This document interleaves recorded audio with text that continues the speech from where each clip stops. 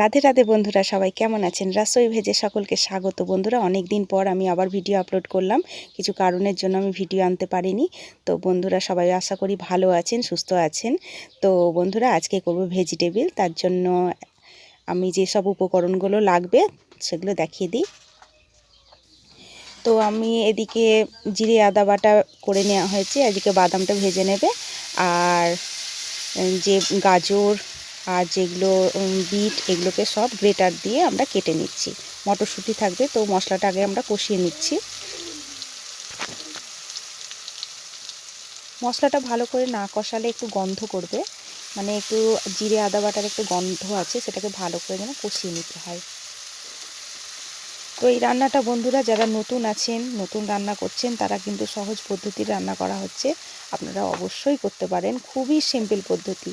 তো এই দেখুন, লবণ হলুদ দিয়ে ভালো করে কষিয়ে নেবে।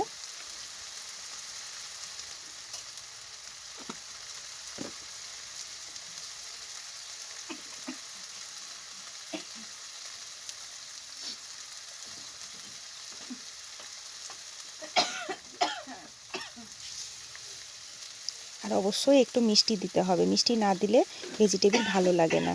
কেননা গাজরে বিটে অবশ্যই মিষ্টি আছে, কিন্তু তবুও মিষ্টি দিতে হবে।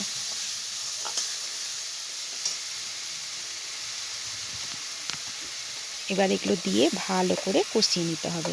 কেউ হাতেও গ্রেট করা যায়, হাতেও কেটে নেওয়া যায়, ওটা কোনো ব্যাপার নেই, কেউ হাতেও কাটতে পারেন।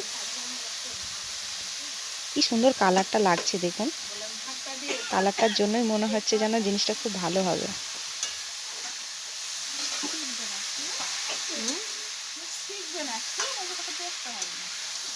আমার ইউটিউবে পেয়ে যাবি, তোর শিখতে হবে না, ইউটিউব খুলে নেবে পেয়ে যাবি, চিন্তা নেই।